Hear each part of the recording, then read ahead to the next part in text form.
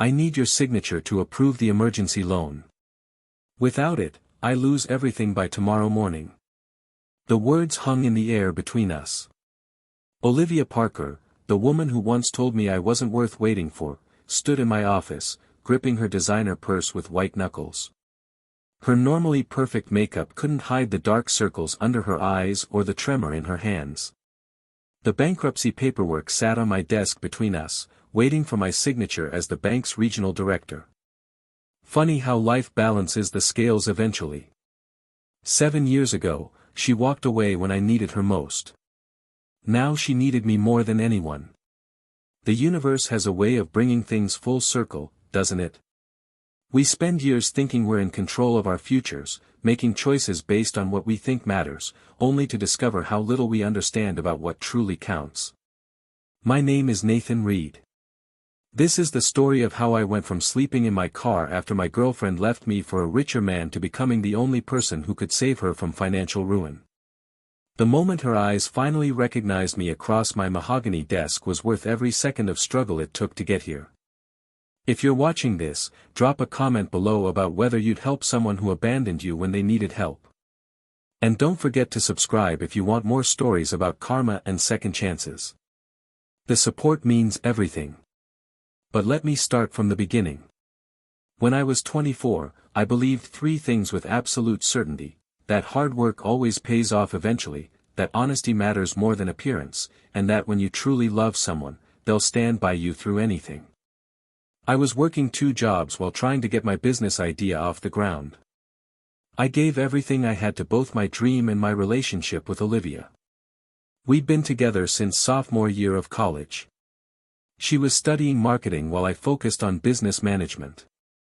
We talked about building something together someday. She would handle the branding, I would manage operations. For 3 years, we shared everything: a tiny apartment, weekend study sessions, and plans for the future. What I didn't realize was how our paths were already diverging. While I was thinking about building something from scratch, taking risks, and creating our own destiny, Olivia was increasingly drawn to the security and status that came with corporate success. The more I talked about entrepreneurship, the more distant she became. The night everything fell apart started with a phone call. The small investment group that had shown interest in my business plan had decided to pass. It wasn't the first rejection, but it hit harder because we were down to our last few $100s in savings. When I got home, I found Olivia sitting on our bed, already packed. "I can't do this anymore, Nathan," she said without looking up. "I've accepted the marketing position at Westfield." Westfield was a prestigious firm 3 states away. She'd mentioned applying, but I never thought she'd actually take it, especially not without discussing it with me first. "When did you?" I started. 3 weeks ago. "I didn't tell you because I knew you'd try to talk me out of it." She finally met my eyes. "And because James helped me get the interview." James Taylor. The regional director at her internship who always found reasons to keep her working late. The guy who drove a luxury car and wore suits that cost more than my monthly rent. "We've been talking," she continued. "He says I have real potential. He's being transferred to head the marketing division at Westfield next month." The pieces clicked into place with sickening clarity. This wasn't just about a job. "How long?" My voice sounded strange, even to myself. "It's not what you think." "We haven't," she stopped, reconsidering her words. "It doesn't matter. What matters is that I need stability, Nathan. I need a clear path forward. I can't keep living on promises and maybes." "So you're leaving?" "Tonight." It wasn't a question. She nodded, standing to grab her suitcase. "James is waiting downstairs." I followed her to the door, still processing what was happening. "Olivia, please. This is just a setback. I'll find another investor. The business plan is solid. It's been solid for 2 years, Nathan." Her composure cracked. "Meanwhile, we can barely make rent. I'm tired of struggling. I'm tired of watching my friends move forward while we stay stuck." She softened her tone. You're a dreamer. It's what I loved about you. But I need more than dreams now. As she reached for the door, I made one last desperate attempt. I love you. She paused, her back to me. Love doesn't pay the bills. Then she was gone. That night, I discovered our joint account had been emptied 3 days earlier.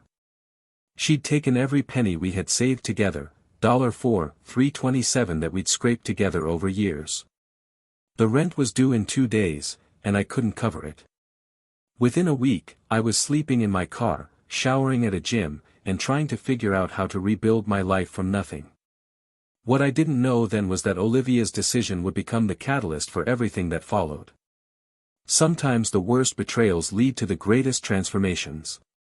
And sometimes, life gives you a chance to face your past from a position of power you never imagined possible. 7 years passed before I saw Olivia again. By then, I was a different man entirely. The day she walked into my office at First National Bank, desperately needing my help, neither of us could have predicted what would happen next. I met Olivia during my second year at Westlake University when we were paired for a marketing project. I was the quiet business major who spent weekends running a small repair service to pay tuition. She was the vibrant marketing student whose family paid her way. Despite our different backgrounds, we clicked immediately. You see possibilities where others see problems, she told me after I pitched my first business idea to her. Back then, her eyes lit up when I talked about entrepreneurship. She'd sketch logos and marketing campaigns for my theoretical companies, saying we'd make the perfect team someday. My parents were hardworking immigrants who taught me that dreams required sacrifice. Dad worked 2 jobs so Mom could get her nursing degree. They scrimped and saved to help with my college fund, but it wasn't enough, hence my side hustles. When I brought Olivia home for Thanksgiving, they embraced her immediately. She looks at you the way your mother looked at me, Dad told me privately. That's rare, son. What I didn't understand then was how Olivia's upbringing shaped her differently. Her father had left when she was 12, disappearing with their savings and leaving her mother struggling. Her mom worked endless retail jobs to maintain appearances in their middle-class neighborhood. Olivia never talked about it much, but those years of financial insecurity marked her deeply. I promised myself I'd never worry about money, she confided once. It was the only time she ever fully opened up about it. Never again. I should have recognized the warning sign, but I was too in love to see it. After graduation, we moved in together while I worked at an investment firm and developed my business plan at night. Olivia landed an internship at Crawford Marketing, where she met James Taylor, the regional director who took a special interest in her career.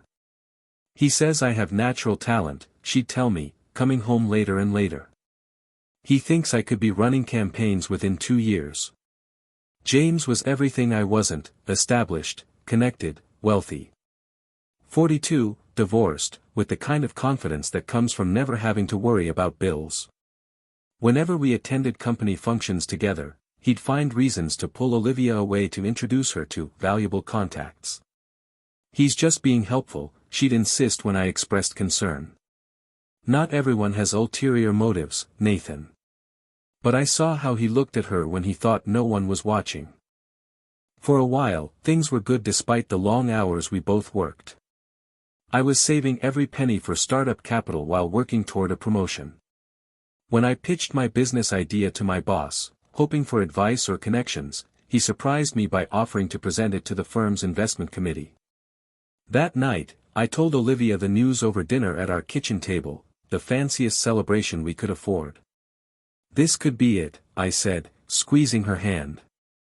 If they invest, we could launch within 6 months. She smiled, but something didn't reach her eyes. That's great, but what if they don't? Then we try again. Keep working, keep saving. For how long, Nathan? Her voice held an edge I hadn't heard before. Another year?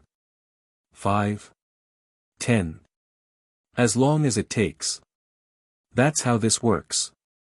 I noticed she wasn't wearing the simple engagement ring I'd given her 3 months earlier. Where's your ring? I took it off to do dishes, she said quickly.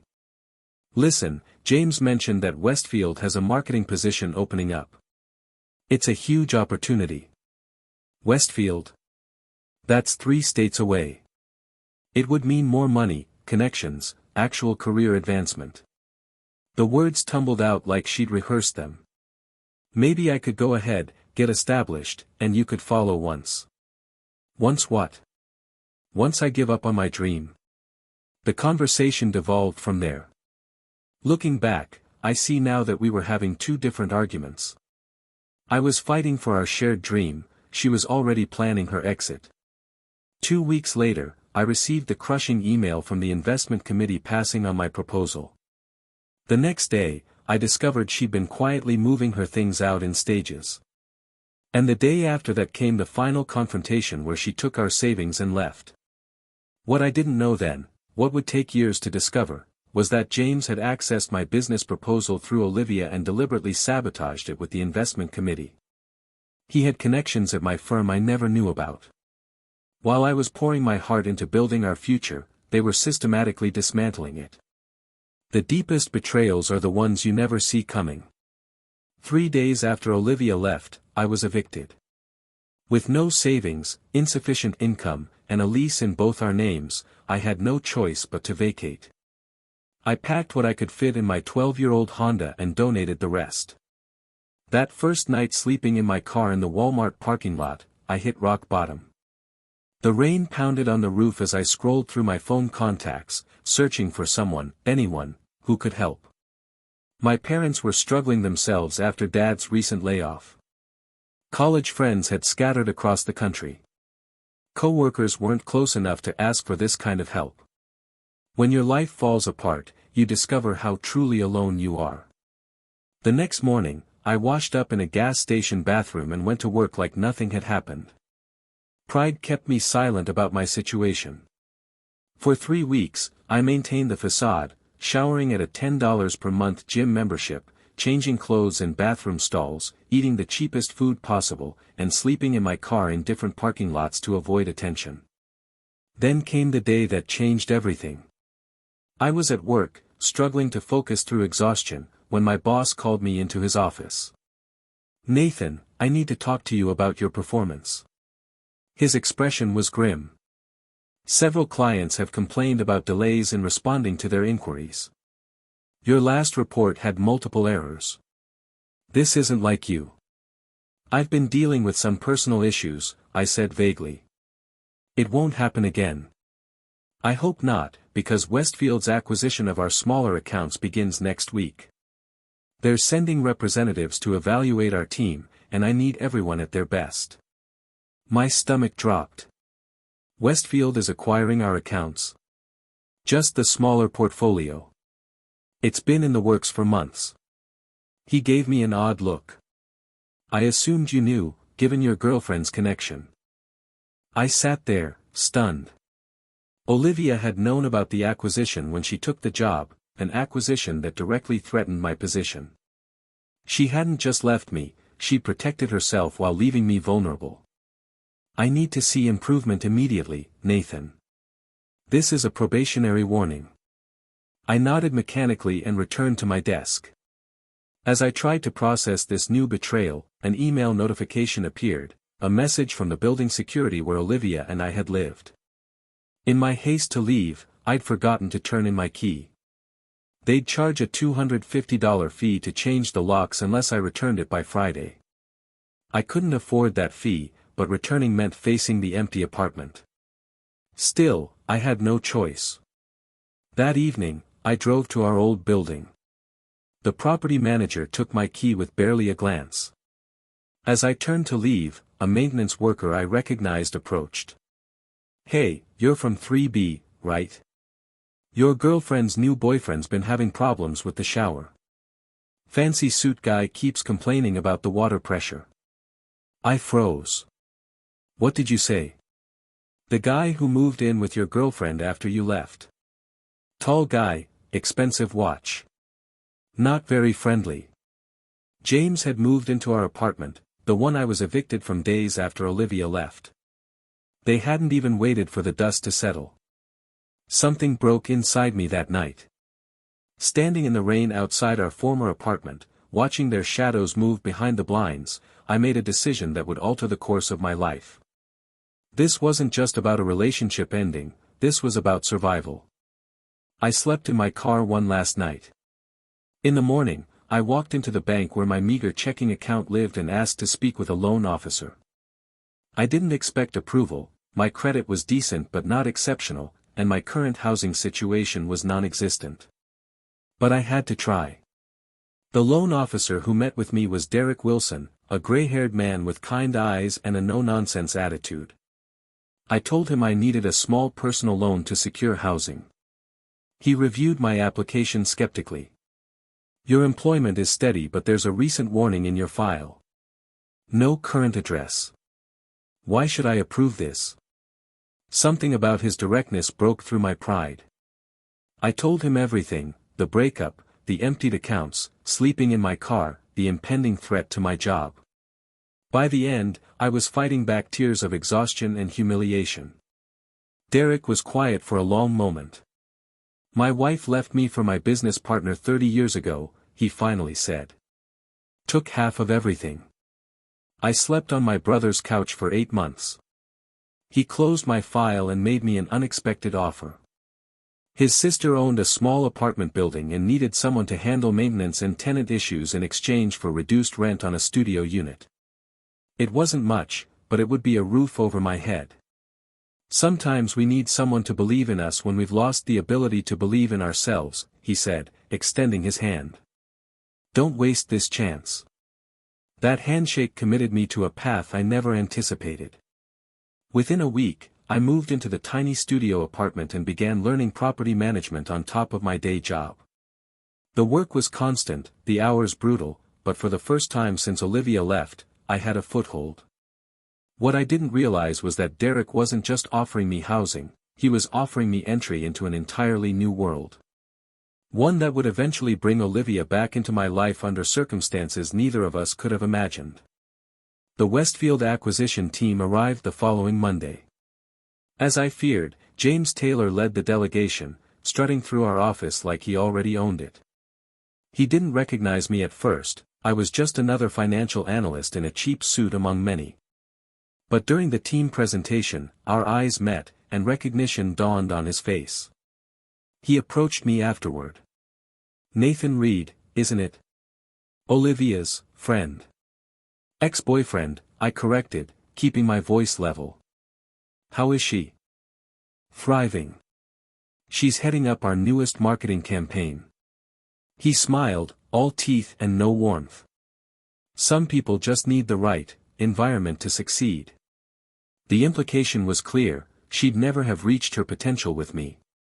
Before I could respond, he added casually, "We'll be evaluating which team members to retain after the acquisition. I look forward to reviewing your portfolio." The threat wasn't subtle. In that moment, I realized my job was already gone, he would make sure of it. I had 2 weeks at most before I'd be unemployed. That night in my tiny studio, I made a decision. If starting over was inevitable, I'd do it on my terms. I called Derek. "I need advice," I told him. "And maybe a job." Derek met me for coffee the next morning before work.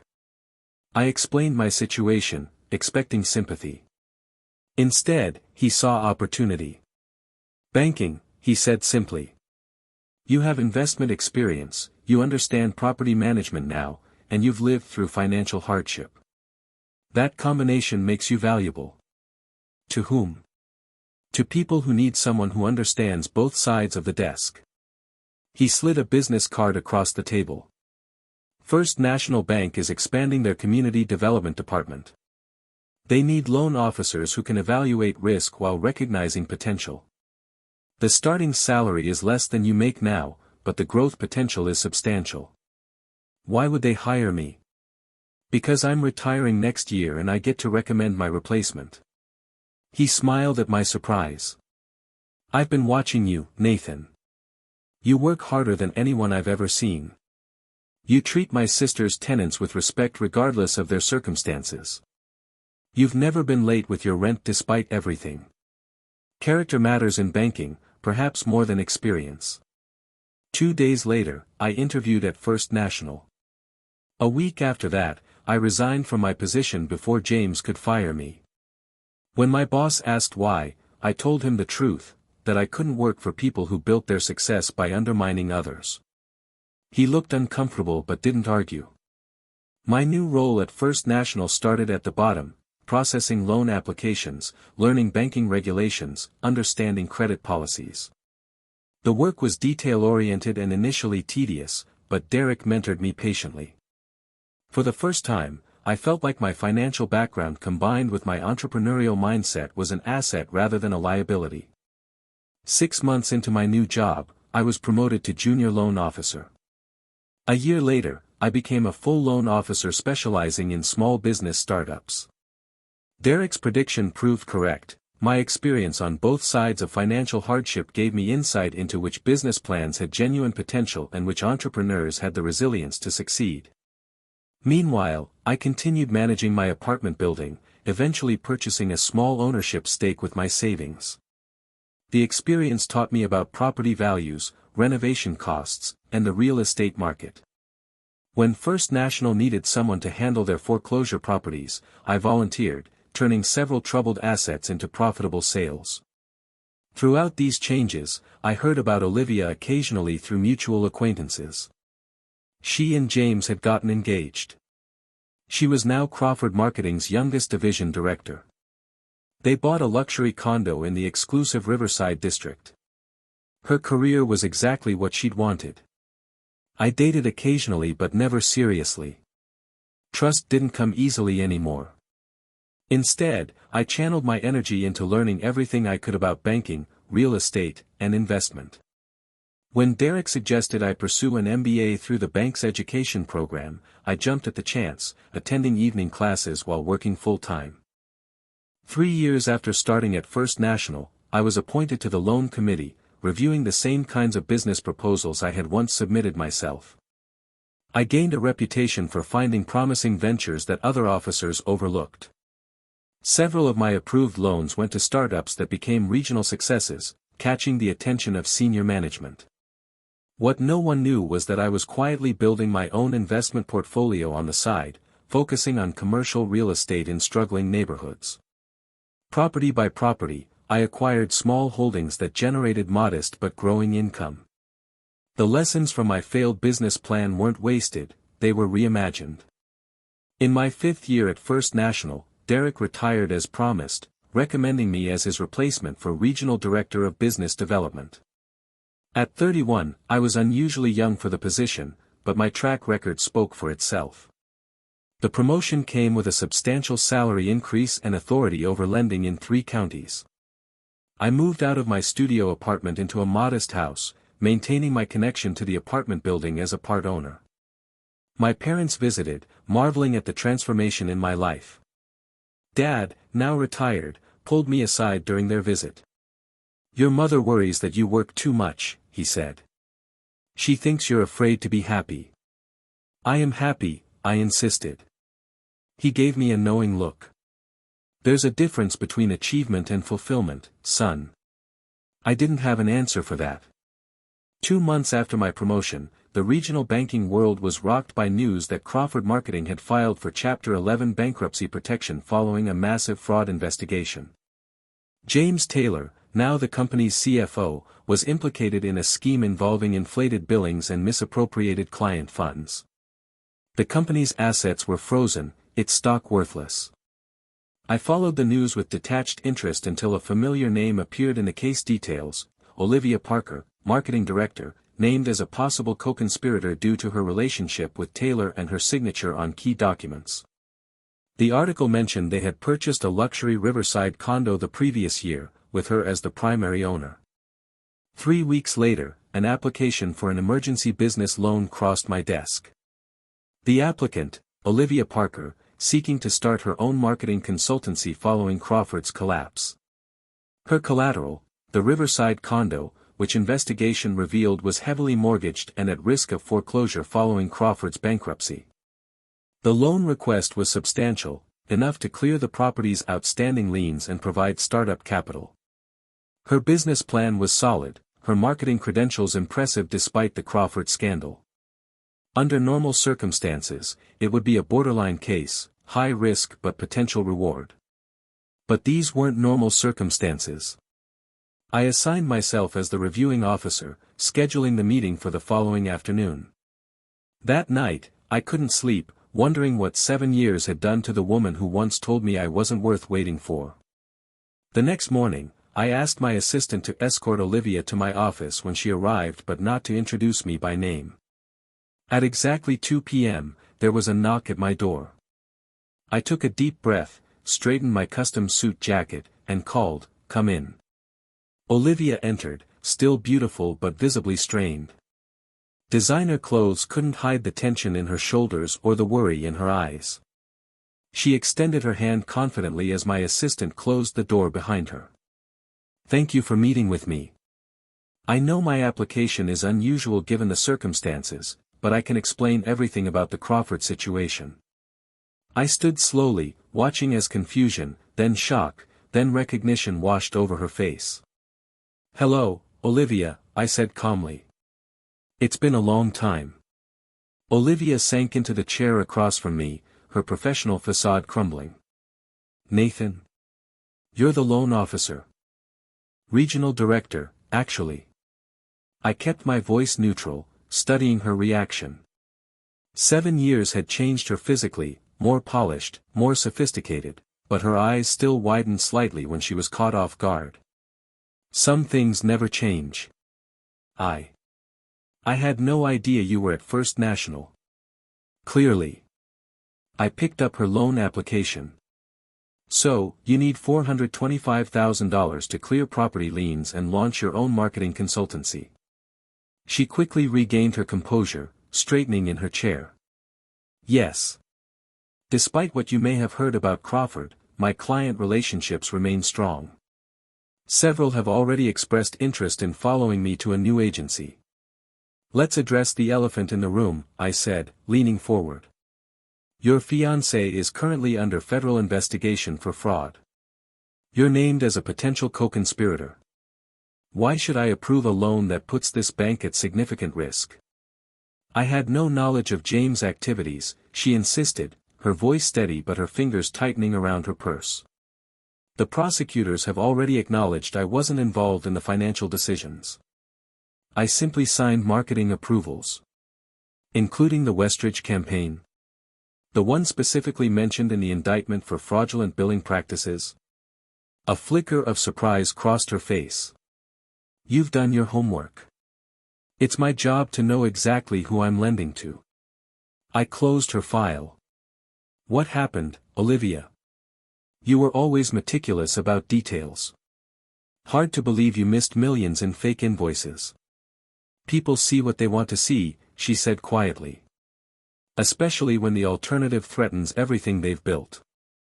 For a moment, her guard dropped completely, and I glimpsed the exhaustion beneath her perfect makeup. Despite everything, I felt a twinge of sympathy.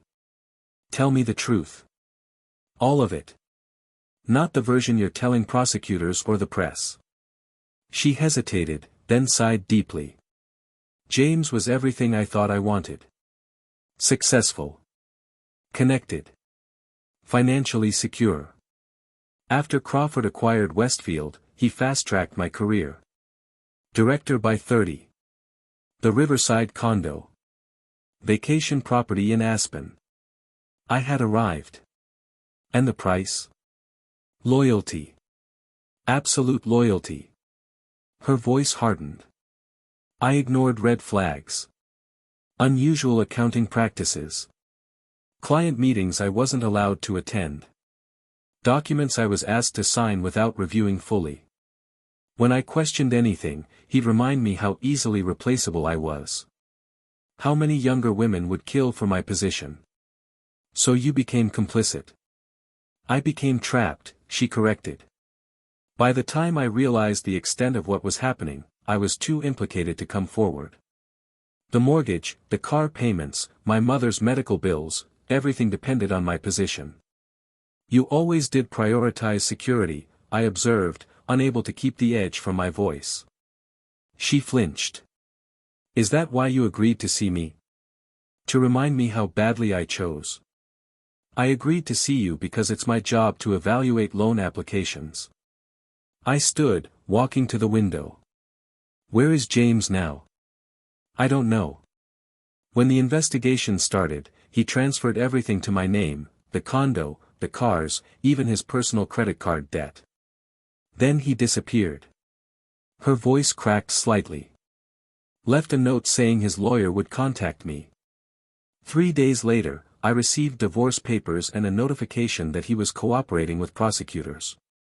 He's offering them everything in exchange for leniency, including me.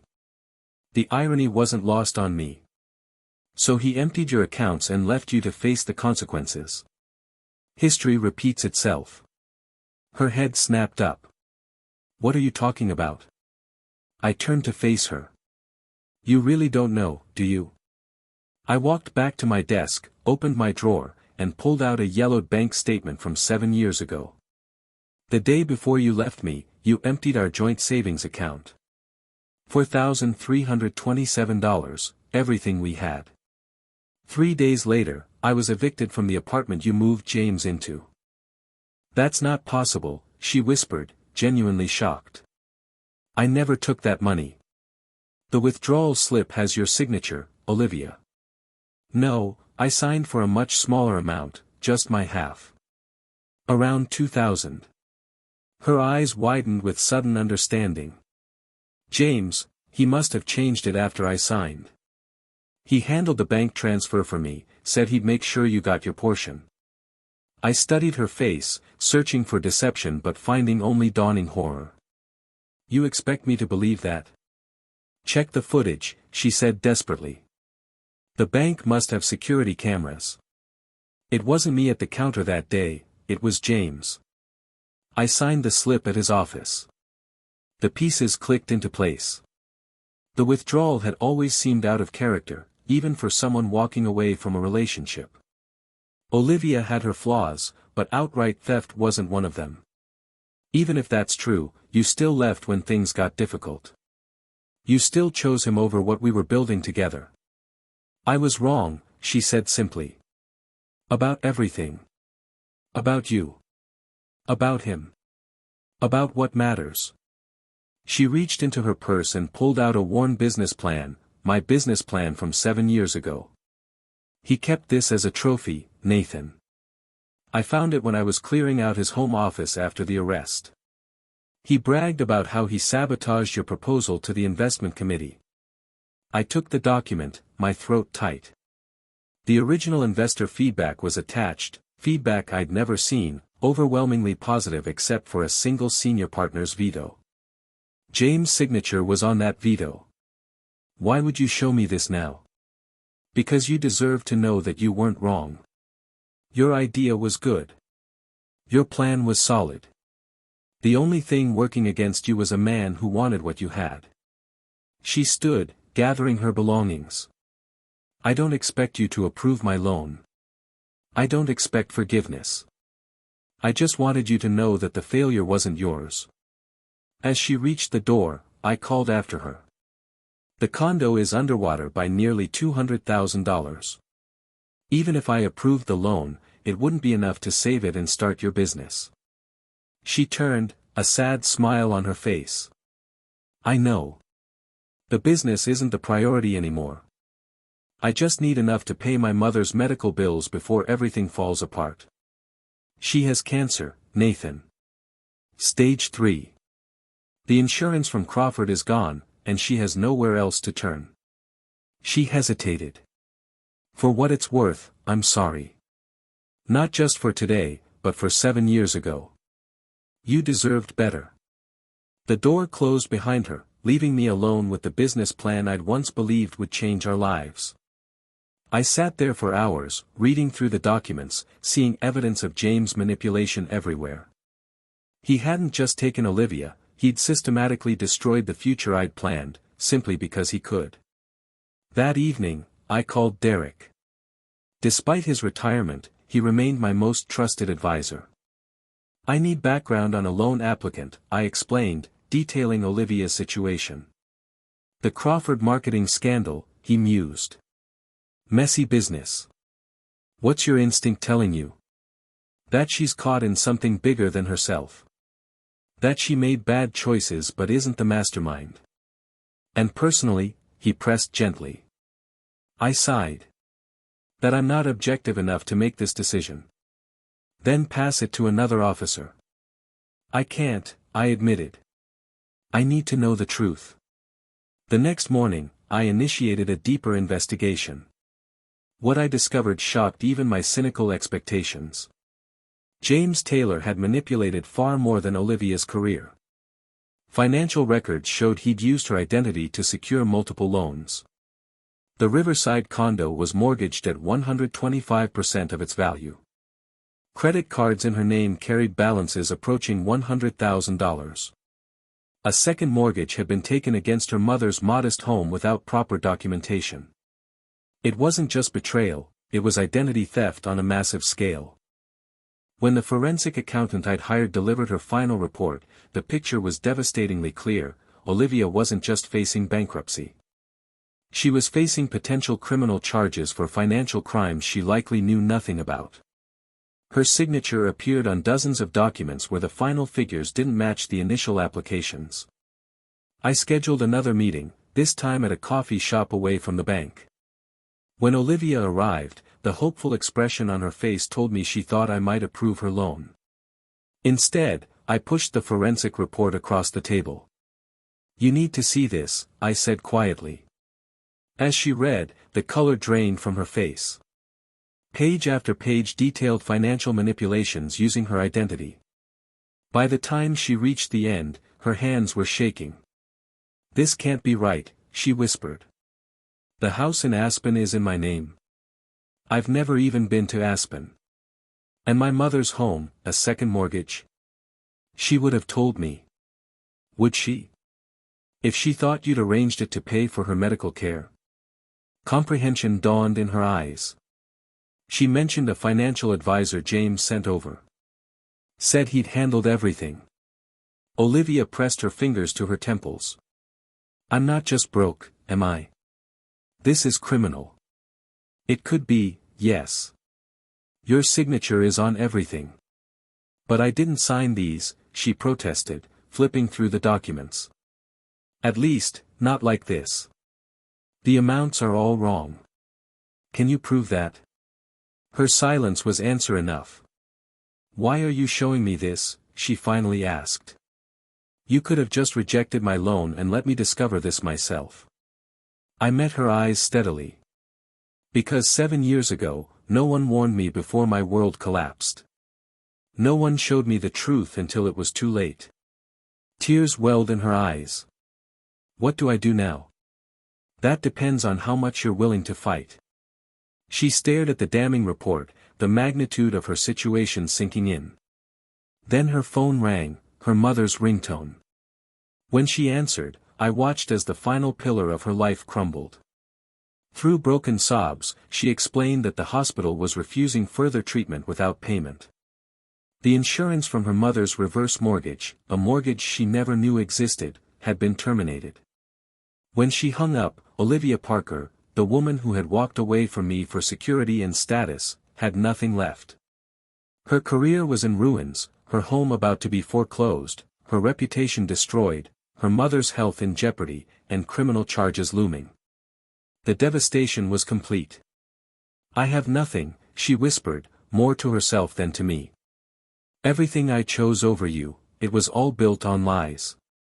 I should have felt vindicated. Instead, watching her world collapse felt hollow. Revenge, even served by fate rather than my hand, wasn't the satisfaction I'd imagined. What I didn't tell her yet was that I had discovered one more crucial detail, evidence that could potentially clear her name. But accessing it would require resources I wasn't sure I was willing to provide. Not without something in return. The weeks following our coffee shop meeting were a study in systematic destruction. I watched from a distance as Olivia's life unraveled completely. The Riverside condo went into foreclosure. Her mother was moved to a state hospital when the private facility refused further treatment. The FBI interviewed her 3 times regarding Crawford's fraudulent activities. Former colleagues distanced themselves, unwilling to risk association with the scandal. Her career prospects vanished as the marketing community closed ranks against anyone connected to Crawford. I received updates through bank channels and mutual connections. She'd moved into a budget motel, then a friend's spare room, then a studio apartment in a neighborhood I knew well, the same building where I'd started over 7 years earlier. The irony wasn't lost on me. Through my banking connections, I kept tabs on her attempts to find work. Each application ended the same way, initial interest followed by rejection once her name was searched online. The Crawford scandal had made her unemployable in her field. One rainy Tuesday, I spotted her working the counter at a coffee shop near my office. Her designer clothes were gone, replaced by a standard black uniform. The confident posture had given way to exhaustion. When she saw me enter, she froze momentarily before composing herself. "What can I get you?" she asked, her voice professionally neutral. "Just coffee. Black." I studied her as she filled the order. "How long have you been working here?" 2 weeks. She slid the cup across the counter. "It doesn't pay much, but they hired me despite everything." "And your mother?" A flash of pain crossed her face. "The state hospital is adequate. Not what she deserves, but they're continuing her treatments." I paid, adding a substantial tip that she tried to refuse. "I don't need your pity, Nathan." "It's not pity. It's recognition of hard work." I gestured around the busy cafe. "I know something about starting over with nothing."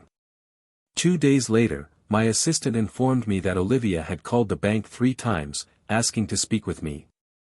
I instructed her to say I was unavailable. Whatever Olivia wanted, I needed her to want it badly enough to persist. She did. On the 5th day, she waited outside my office building until closing. When I emerged, she approached immediately. "5 minutes," she said. "That's all I'm asking." I nodded toward a nearby park bench. When we were seated, she got straight to the point. "The prosecutors offered me a deal. Testify against James, plead guilty to lesser charges, avoid jail time." Her hands twisted in her lap. "If I take it, I'll have a felony record. I'll never work in marketing again. But I'll be free." "Why are you telling me this?" "Because the alternative is fighting the charges. Proving I didn't knowingly sign those documents. That would require forensic accountants, handwriting experts, character witnesses, resources I don't have." She looked at me directly. "I need your help, Nathan. Not just a loan. I need your expertise, your connections. I need someone who understands banking enough to prove what James did." "And why would I do that?" "Because it's the right thing to do." When I didn't respond, she continued, "I know I have no right to ask. I know what I did to you was unforgivable. But I'm not the same person anymore. People don't change that fundamentally, Olivia. Trauma changes people," she said quietly. "Losing everything changes people. Realizing that everything you valued was meaningless, that changes you." She stood, handing me a thin folder. "This is everything I have on James' methods. Bank records, document copies, timeline of events. If it helps, use it. If not." She shrugged. "At least I tried." As she walked away, I called after her. "The plea deal. When do you have to decide?" "Friday," she answered without turning around. 3 days from now."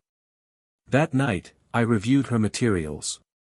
The evidence was compelling but incomplete, fragments of a larger pattern I was uniquely positioned to recognize. With my banking access and connections, I could potentially trace James' manipulation through the financial system. I could prove the document alterations. I could help clear her name.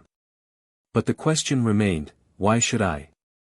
The woman who'd walked away when I needed her most now needed me more than anyone. The symmetry was too perfect to be coincidence. Life had given me exactly what I'd once fantasized about, the power to either save or abandon Olivia, just as she'd once done to me. The next day, I contacted the forensic accountant who had examined Olivia's finances. I need a more comprehensive analysis, I explained. Document comparison, signature verification, transaction tracking. That's extensive work, she cautioned. And expensive. I'll cover it personally. How quickly can you start? Immediately, but even rushing, it would take at least 2 weeks for preliminary findings. 2 weeks. The plea deal required an answer in 2 days. I made another call, this one to a former colleague who now worked for the U.S. Attorney's Office. I need information on the Crawford marketing case, I said after pleasantries. Not much I can share, Nathan. It's active. I'm not asking for details. I just need to know if an extension is possible for someone considering a plea deal. He was quiet for a moment. Depends on the defendant and what they're offering. Why? I have reason to believe one of the defendants was victimized rather than complicit. I'm gathering evidence. You're talking about Parker, he guessed. Word is she's collateral damage, not a primary target. If she has valuable information, they might give her more time. That evening, I drove to the coffee shop where Olivia worked. She was closing up alone, looking even more exhausted than before. When she spotted me through the window, she unlocked the door. If you're here for coffee, we're closed, she said, continuing to stack chairs. I'm here about your case. I set my briefcase on a table. I've initiated a forensic investigation into James' financial manipulation. It's a private, independent analysis that might help establish your innocence. She stopped working, her expression guarded. Why? Because the evidence suggests you're telling the truth. I removed several documents from my briefcase. But there's a problem. The analysis will take at least 2 weeks. Your plea deal deadline is Friday. So it's pointless. Not necessarily. I explained my conversation with the prosecutor's office. They might extend your deadline if you can demonstrate you're developing exculpatory evidence. But you'd need to show good faith. How? By offering information about James that they don't already have. Something valuable enough to make them wait. She shook her head. If I had that kind of information, don't you think I would have used it already? I think you know more than you realize. I slid a notepad toward her. Write down everything. Conversations. Meetings. Names. Places. Details that seemed insignificant at the time. She stared at the notepad, then at me. Why are you helping me? After what I did. I haven't decided that I am helping you, I corrected. I'm investigating. What happens next depends on what we find, and on you. For the next 3 hours, in that closed coffee shop, Olivia emptied her memory of every detail about James Taylor and Crawford Marketing. Names of clients I recognized from banking circles. Meeting locations that corresponded with known tax havens. Patterns that suggested money laundering beyond the fraud already discovered. By midnight, we had compiled enough to justify approaching the prosecutors for an extension. As I gathered the notes, Olivia touched my arm lightly. Thank you, she said simply. Regardless of what happens next. I nodded, uncomfortable with her gratitude. This doesn't mean I've forgotten what happened before. I know. I haven't forgotten either. She locked the coffee shop behind us. For what it's worth, not a day goes by that I don't regret leaving. Not because of how things turned out, but because I threw away something real for something that wasn't. In the parking lot, she headed toward an old sedan that had seen better days, a far cry from the luxury car she'd driven just months earlier. Where are you staying now? I asked. The Parkview Apartments. Studio on the 3rd floor. My old building. My old floor. Possibly even my old unit. The circle was complete. Get some rest, I said. I'll contact the prosecutor's office tomorrow. The next morning, I submitted our compiled information through proper channels. By afternoon, Olivia called to inform me that her deadline had been extended by 30 days while the new information was investigated. They're focusing on offshore accounts I mentioned, she explained. Apparently, that's new territory for them. Good. That gives us time for the forensic analysis. Us? She questioned, the hope in her voice unmistakable. Figure of speech, I said quickly, unwilling to commit further. For the next 2 weeks, I divided my time between my banking responsibilities and the investigation into James Taylor's financial manipulations. The forensic accountant uncovered a pattern of document alterations, not just with Olivia but with multiple associates over years. Signature comparisons showed subtle differences in the fraudulent documents. Transaction records revealed systematic identity theft. What emerged was the picture of a predator who targeted people professionally and personally, building their trust before exploiting them completely. Meanwhile, Olivia continued working at the coffee shop, visiting her mother daily, and cooperating with both our investigation and the prosecutors. She lived on minimal income, took buses across town to save on gas, and sold most of her possessions to cover basic expenses. Her determination was evident, but the strain was taking its toll. When the preliminary forensic report was complete, I met Olivia at her apartment, my old apartment, to review the findings. The tiny studio was immaculate but sparse, containing only essentials. A small table held framed photos of her mother and a plant I recognized. You kept it, I said, surprised. She followed my gaze to the potted jade plant I'd given her on our 2nd anniversary. It survived everything somehow. Like a stubborn reminder. We spent hours reviewing the forensic report, identifying key points for her defense. The evidence was compelling: altered documents, forged signatures, manipulated bank records. But even with this information, the prosecutors might still pursue charges simply because her name was on the documents. What happens now? She asked when we finished. I present this to my contact at the U.S. Attorney's Office. He'll determine if it's enough to clear you. And if it isn't? I hesitated. Then you'll need to decide whether to fight or take the plea. She nodded, resignation evident in her posture. Either way, my career is over. No one will hire me with this scandal attached to my name, guilty or not. You could start over somewhere else. New city, new field. With what resources? She asked practically. I'm barely covering rent and my mother's medical copays with my coffee shop wages. The question hung in the air between us. We both knew there was only one person who could provide those resources. The same person she'd abandoned 7 years ago when he had nothing. As I gathered my papers to leave, she walked me to the door. Regardless of what happens with the prosecutors, I want to thank you. You had every reason to let me face this alone, but you didn't. Don't thank me yet, I cautioned. This is far from over. She smiled sadly. I know. But for the first time since everything fell apart, I feel like I might survive it. That's worth something. I left her standing in the doorway of the apartment that had once witnessed my lowest point. Now it housed hers. The symmetry was almost too perfect, a cosmic balancing of accounts that placed her fate squarely in my hands. The question wasn't whether I could help Olivia rebuild her life. I clearly could. The question was whether I should, and what I would require in return. 1 month after our first meeting in my office, I sat across from Olivia and the assistant U.S. attorney handling the Crawford marketing case.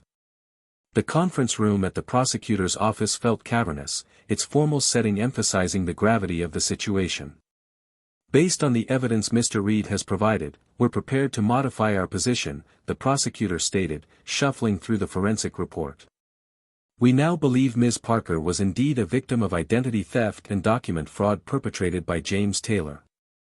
Olivia exhaled shakily, her first moment of genuine relief in months. However, he continued, there remain instances where Ms. Parker signed documents that facilitated fraudulent activities. While we accept she may not have understood the full implications, there's still a question of negligence. What are you saying? I asked, although I already knew.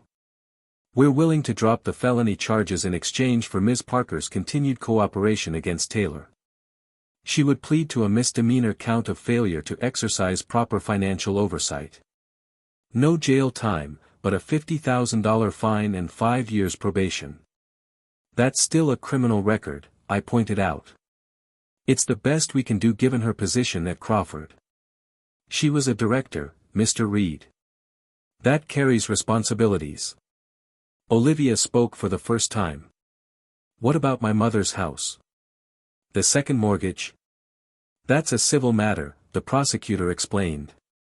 Our office can't intervene, though the evidence of fraud will certainly help your case with the mortgage company. After the meeting, we walked silently to my car. Olivia's expression was a mixture of relief and resignation. A misdemeanor instead of a felony, she said finally. I should be grateful. It's better than it could have been, I agreed.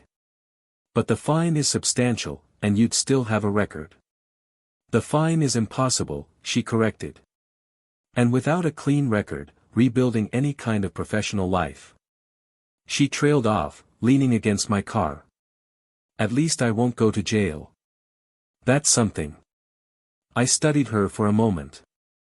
The woman who'd once prioritized status and security above all else was now finding gratitude in merely avoiding incarceration. The transformation was remarkable. There might be another option, I said carefully. Her eyes met mine, wary but hopeful. What kind of option? Let me make some calls. That afternoon, I contacted several bank clients who'd been defrauded by Crawford Marketing. I explained the situation, how Olivia had been manipulated, how she'd cooperated with authorities, how she was facing consequences despite being a victim herself. I asked if they would consider letters of support to the court. To my surprise, many agreed, particularly after reviewing the forensic evidence. Several even expressed interest in her marketing expertise once the legal matters were resolved, impressed by her professional reputation prior to Crawford's collapse. Next, I approached the mortgage company holding the fraudulent second mortgage on her mother's home. With the forensic report and a carefully worded letter from the bank's legal department, I negotiated a settlement that would clear the lien in exchange for a significantly reduced payment.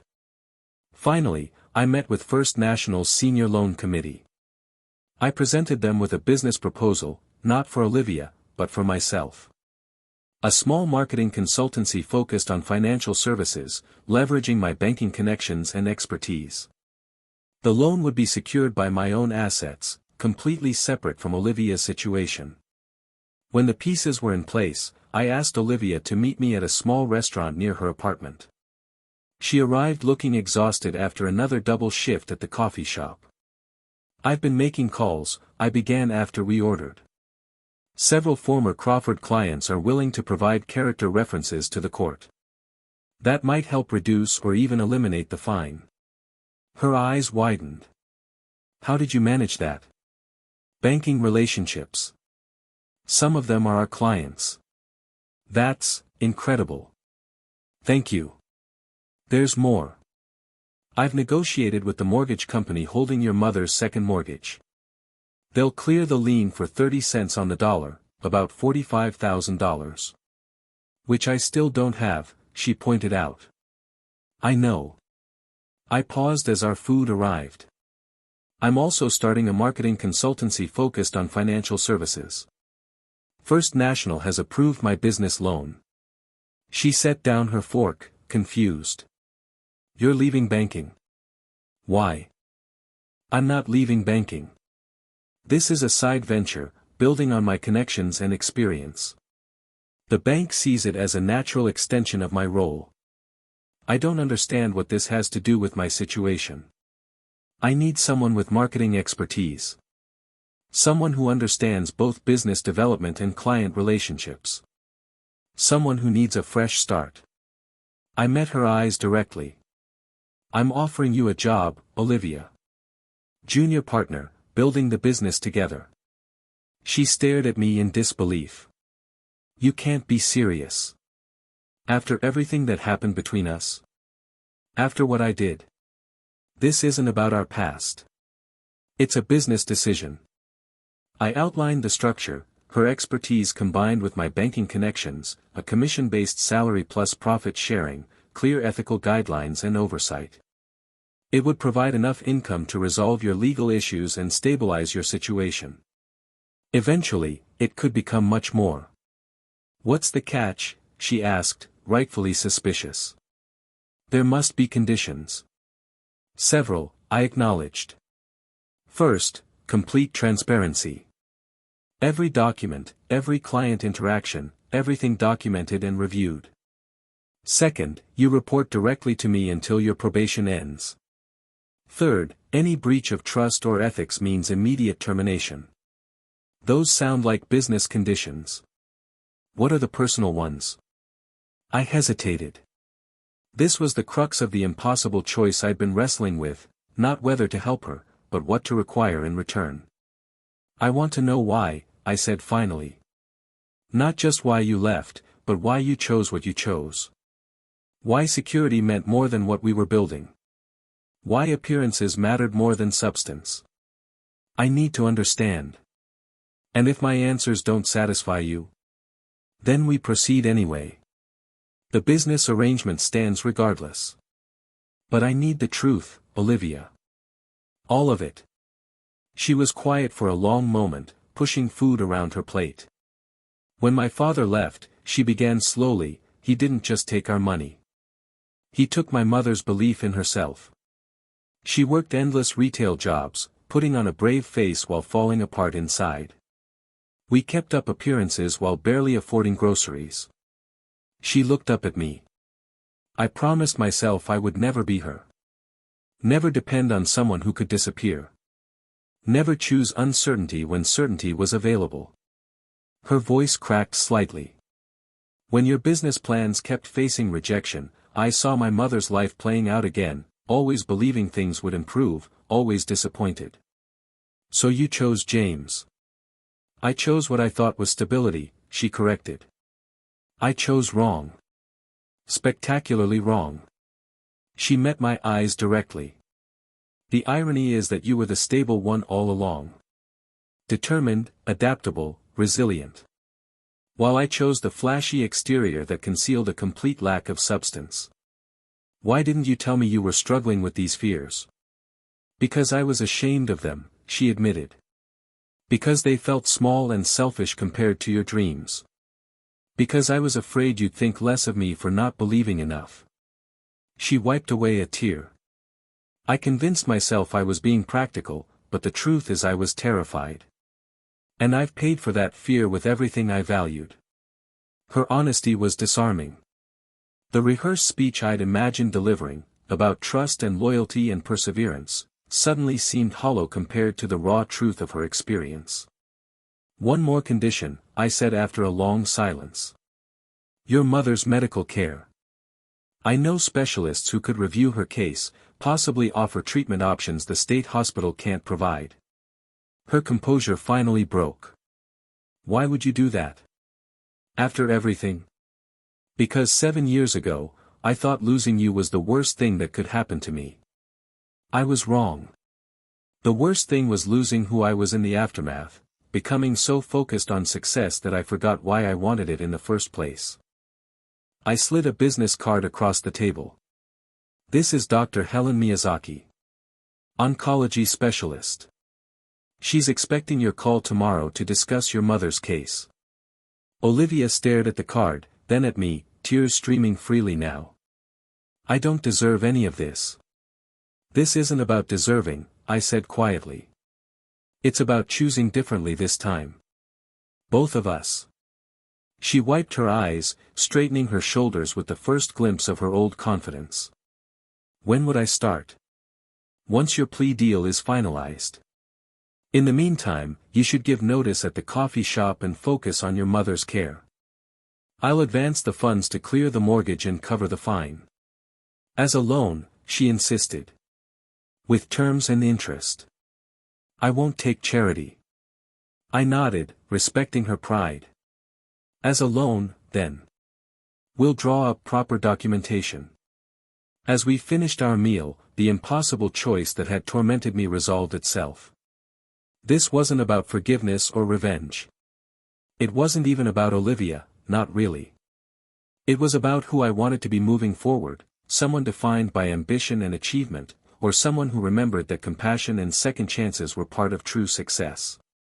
On the sidewalk outside the restaurant, Olivia hesitated before getting into her car. I need to ask, is this really just business? Because if there are other expectations. The business is business, I assured her. Anything else would be complicated. Complicated doesn't mean impossible, she said softly, then added, but I understand the boundaries. Thank you, Nathan. Not just for the opportunity, but for seeing something in me worth saving when I couldn't see it myself. As I watched her drive away in her battered sedan, I realized that the person I'd spent years becoming, successful, controlled, calculating, was now at a crossroads. The path forward would require something beyond business acumen or financial strategy. It would require opening the door I'd closed when Olivia left 7 years ago. The door to possibility. To vulnerability. To trust. Whether I was ready to walk through that door remained to be seen. But for the first time in years, I was willing to consider it might still be there. 6 months after offering Olivia the position, our financial marketing consultancy was exceeding all projections. What began as a side venture had grown into a legitimate business with a waiting list of clients. Olivia's talent for translating complex financial products into compelling marketing campaigns proved invaluable, while my banking connections provided credibility and access.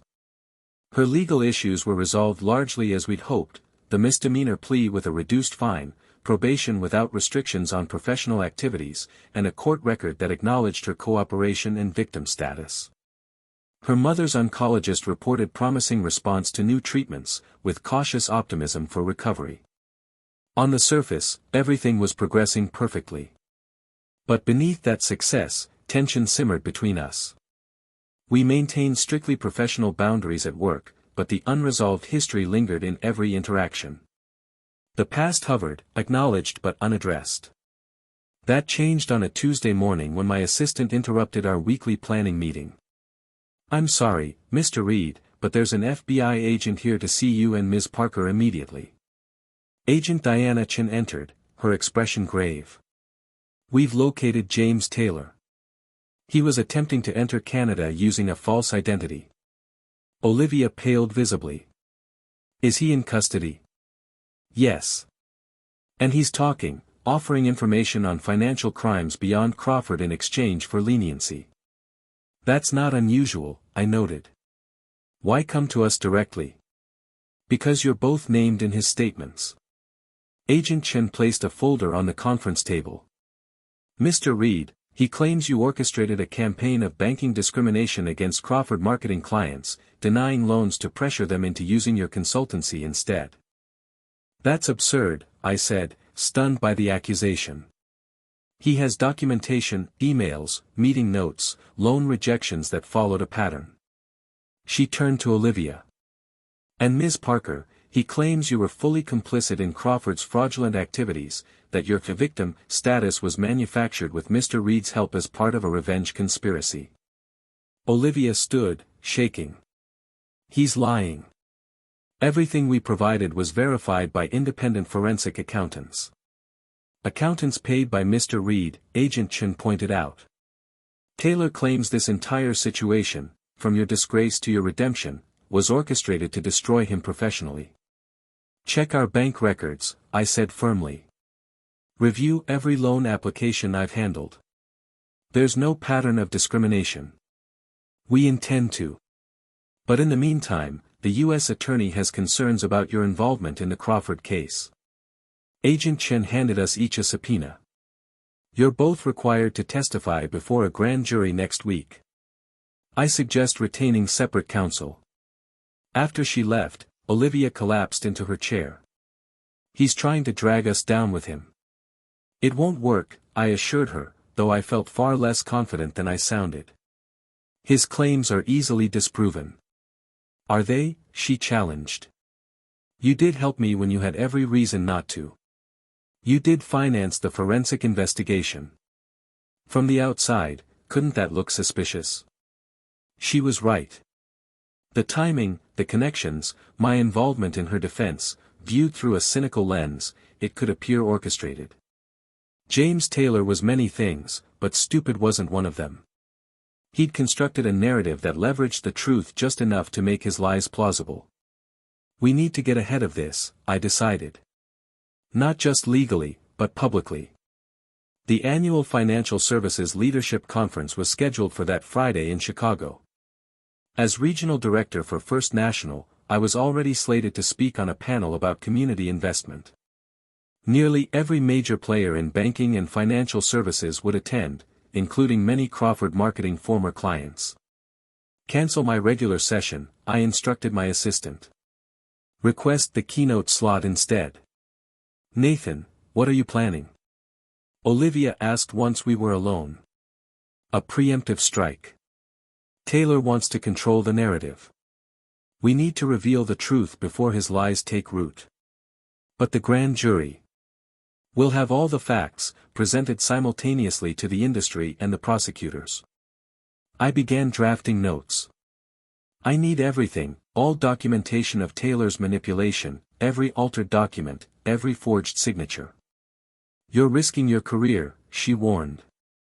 First National might not appreciate being dragged into this publicly. Then I'll resign before I speak if necessary. I met her concerned gaze. 7 years ago, I let someone else control the story of my life. Not this time. The next 72 hours passed in a blur of preparation. I met with First National's board, explaining my intentions and offering my resignation if they preferred distance from the controversy.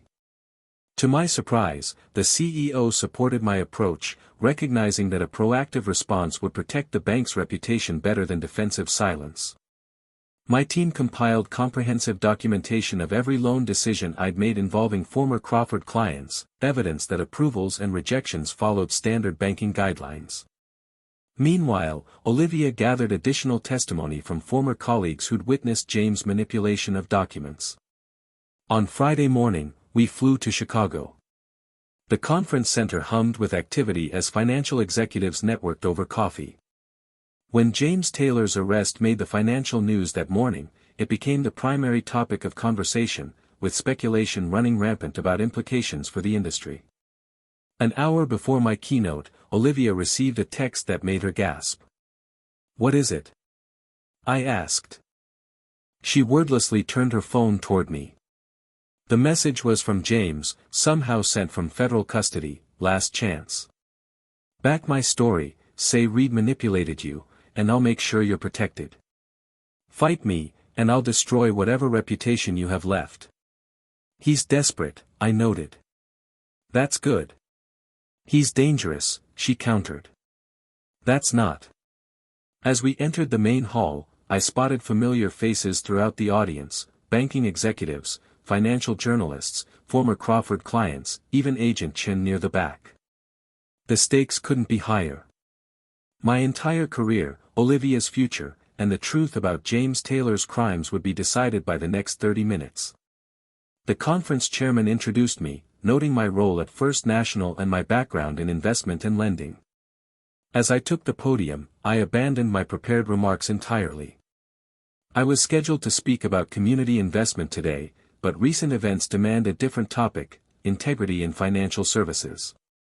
I paused, surveying the attentive audience. Yesterday, federal authorities arrested James Taylor, former CFO of Crawford Marketing, attempting to flee the country. This morning, many of you received communications suggesting a conspiracy between myself and Olivia Parker to frame him for financial crimes he didn't commit. Murmurs rippled through the crowd. I continued, these allegations aren't just false, they're a desperate attempt by a financial predator to create confusion as his schemes collapse around him. I moved to the presentation screen, displaying the first document, James' original investment committee rejection of my business plan from 7 years ago alongside the forensic analysis showing his signature on the damning evaluation. James Taylor's pattern of financial manipulation didn't begin with Crawford Marketing. It began years earlier when he targeted promising professionals, sabotaged their opportunities, and then positioned himself as their savior. For the next 20 minutes, I methodically presented evidence of Taylor's methods, altered documents side by side with originals, signature comparisons showing clear forgeries, bank records revealing systematic identity theft, and testimony from multiple victims beyond Olivia. What you're seeing isn't just one person's experience, I explained. It's a pattern spanning a decade, identifying vulnerable targets, isolating them professionally and personally, exploiting their trust, and then discarding them when they were no longer useful or became potential threats. I displayed a flow chart showing how Taylor had moved through 3 companies, leaving financial devastation and compromised associates at each. Then I shifted to my own banking records, complete transparency about every loan decision involving former Crawford clients, with approval rates consistent across all customer categories. Financial services depend on trust, I continued. Trust that is currently threatened not just by individuals like James Taylor, but by an industry culture that sometimes values appearance over substance, credentials over character. I gestured for Olivia to join me at the podium. She hesitated briefly before walking forward, her head high despite the whispers that followed her. Olivia Parker was one of James Taylor's victims, manipulated professionally and personally, then set up to take the fall when his schemes unraveled. She could have accepted a plea deal that protected her personally while allowing his broader crimes to remain hidden. Instead, she chose to fight, not just for herself, but for every person whose signature was forged, whose trust was betrayed, whose identity was stolen. I nodded to the technician, who displayed the final slides, James' text message to Olivia from that morning, alongside similar messages sent to other former associates, each offering protection in exchange for supporting his false narrative. This is a message James Taylor sent this morning from federal custody, I explained. Not just to Ms. Parker, but to multiple former colleagues, attempting to create a unified false narrative. These messages have been forwarded to the U.S. Attorney's Office as evidence of ongoing witness tampering. The room fell completely silent. In that moment, I knew we had succeeded. The narrative had shifted irrevocably. I speak today not just as a banking executive, but as someone who was personally targeted by James Taylor years ago. My business was undermined, my relationship destroyed, my financial stability shattered, all as part of his pattern of identifying and eliminating potential competitors while acquiring their talents and connections for himself. I turned to Olivia, whose eyes shone with unshed tears. The woman standing beside me made choices 7 years ago that hurt me deeply. She has acknowledged those choices and faced their consequences with courage and integrity. What she didn't do, what the evidence conclusively proves she didn't do, was knowingly participate in financial fraud. I faced the audience again. In your conference packets, you'll find a complete dossier of the evidence presented today, along with additional documentation that couldn't fit into this presentation. I encourage you to review it thoroughly, particularly those of you who may be called to testify about Crawford Marketing's practices. In the back of the room, Agent Chen was already on her phone, likely reporting to her superiors. Several financial journalists were furiously taking notes.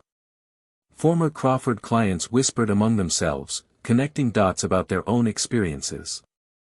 Financial crimes aren't just numbers on balance sheets, I concluded. They're broken trust, shattered lives, and destroyed futures. The true measure of our industry isn't how we celebrate success, but how we respond to failures, whether we hide them or face them honestly. Thank you for your attention.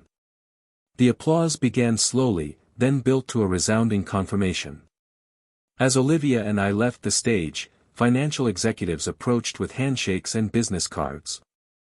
Journalists requested interviews. Former Crawford clients offered additional testimony about their experiences. But the most significant response came 3 hours later, when Agent Chen approached us in the hotel lobby. The U.S. Attorney has reviewed your presentation materials, she said without preamble. Your grand jury subpoenas have been withdrawn. Instead, you're both requested as witnesses against Taylor. His allegations? Olivia asked.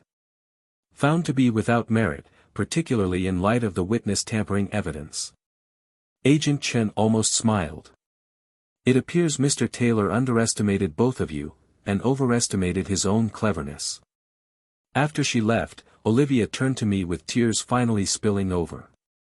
It's really over, isn't it? Taylor's chapter is over, I confirmed. What happens next is up to us. In that moment, surrounded by industry leaders who now viewed us as whistleblowers rather than suspects, we had accomplished what once seemed impossible, complete vindication. James Taylor's attempt to destroy us had instead destroyed the last of his credibility and ensured maximum penalties for his crimes. The truth, presented clearly and comprehensively, had prevailed. Not just my truth or Olivia's truth, but the documented, verified, incontrovertible truth that even the most carefully constructed lies couldn't withstand. As we stood there in the aftermath of victory, the question that had hovered between us for months remained, now what?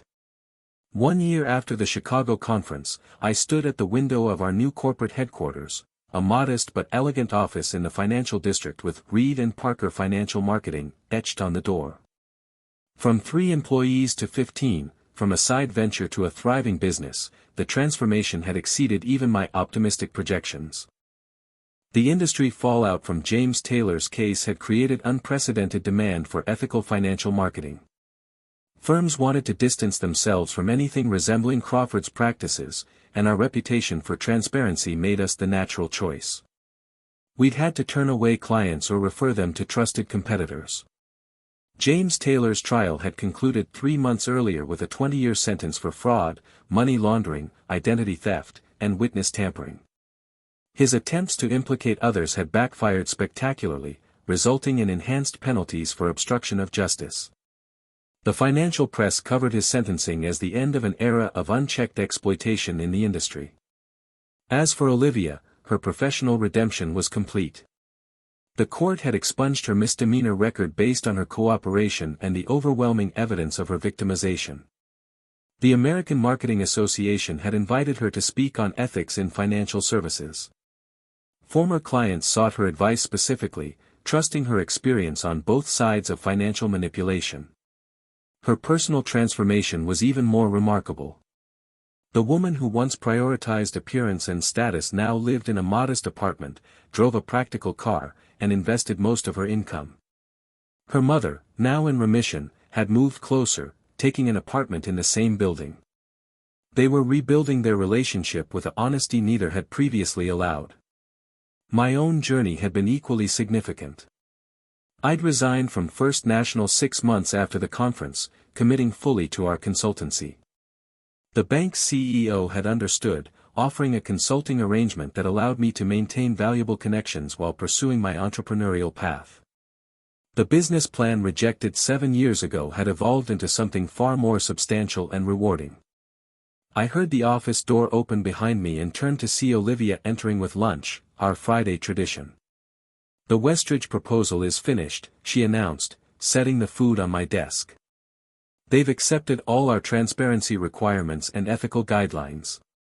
If we approve, they want to start next month. Westridge, I mused. That's where you were heading when you left 7 years ago. Full circle, she acknowledged, unwrapping her sandwich. Except everything is different now. Including us. The unspoken question that had lingered between us for months hung in the air again. Our professional relationship had blossomed into a successful partnership. Our personal relationship had evolved from cautious cooperation to genuine friendship. But neither of us had been willing to address the possibility of more. I saw the real estate listing, she said, changing the subject. The downtown property you're considering for expansion. It has potential. Good location, reasonable price. I hesitated before adding, actually, I was hoping you'd look at it with me this weekend. It would be your office too. I'd like that. She met my eyes with a warmth that had gradually replaced the shame and uncertainty of our early reunion. Nathan, there's something I've been meaning to ask you. What's that? Are you happy? Not just successful, actually happy. The question caught me off guard. I think so. The business is thriving, my investments are solid, I'm finally building something that matters. That's achievement, she noted. My father was right about the difference. I smiled, remembering his words from years ago. Why do you ask? Because I've been thinking about happiness versus security lately. About how I once sacrificed real happiness for the illusion of security, and how that choice cost me everything that actually mattered. She set down her lunch, suddenly serious. I promised myself when this all began that I wouldn't make the same mistake twice. What mistake is that? Letting fear determine my choices. She took a deep breath. I care about you, Nathan. Not just as a business partner or friend. I think I always have, even when I convinced myself otherwise. My heart raced as the conversation shifted into territory we'd carefully avoided for over a year. Olivia. You don't need to say anything, she continued quickly. I'm not expecting reciprocation or trying to complicate our professional relationship. I just needed you to know that this time, I'm choosing honesty over comfort. Regardless of the outcome. I moved from the window to sit across from her. When you walked into my office that first day, I thought fate had given me the perfect opportunity for revenge. I could help you or hurt you, completely on my terms. I know. What I didn't expect was to discover that revenge wasn't what I wanted at all. I reached across the desk to take her hand. The past year working together has shown me something important, that the connection we had wasn't just circumstantial. It was real. But is it still? She asked softly. Instead of answering immediately, I opened my desk drawer and removed a small jade plant in a ceramic pot, a cutting from the original plant I'd given her years ago, that she'd kept through everything. I started growing this 6 months ago, I explained. From a cutting you gave me when we first opened the office. It's flourished despite everything, new environment, different conditions, my questionable gardening skills. She smiled at the metaphor. Plants are resilient that way. So are people. I set the plant between us. To answer your question, yes, I'm happy with what we've built professionally. But personally, I think I've been waiting to be sure, to be certain that what I feel isn't just nostalgia or unresolved history. And now? Now I'm certain that the woman who helped build this company from nothing, who faced her mistakes with courage, who chose truth even when it was painful, that woman is someone I want in my life completely, not just across a desk. Her eyes filled with tears, but her smile was radiant. Are you sure? After everything. Because of everything, I corrected. We're not the same people who hurt each other 7 years ago. We're who those people became through loss, struggle, and redemption. I like these versions better. She laughed through her tears. Me too. We decided to take things slowly, dating properly while maintaining professional boundaries at work. The lessons of the past made us cautious, but the promise of the future made us brave. 3 months later, I proposed on the rooftop garden of our new office building, not with an expensive ring, but with a key to a modest house I'd purchased with a backyard perfect for gardening. Partners in everything, I said as she accepted both the key and the proposal. James Taylor's downfall made financial headlines, but our story never appeared in any newspaper. That was by design. We chose to build our success quietly, focusing on substance over appearance, ethics over expediency, and authentic connection over social advantage. Olivia's mother walked her down the aisle at our small ceremony, now healthy enough to celebrate without the oxygen tank that had accompanied her through treatment. My parents hosted the reception in their backyard, my father pulling me aside to whisper, "She looks at you the way your mother still looks at me. You were right to wait for that."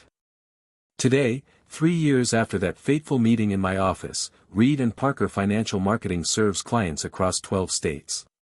Our reputation for integrity attracts businesses looking to rebuild trust with consumers. The jade plant from our early days sits in our reception area, having grown into a small tree, a living metaphor for resilience and growth. As for the riverside condo that once represented everything Olivia thought she wanted, it was purchased at foreclosure auction by a young couple starting their first business together. We anonymously paid off the remaining mortgage difference, giving them the clean start we never had. Sometimes the most profound revenge isn't making someone else suffer, but ensuring they witness your happiness.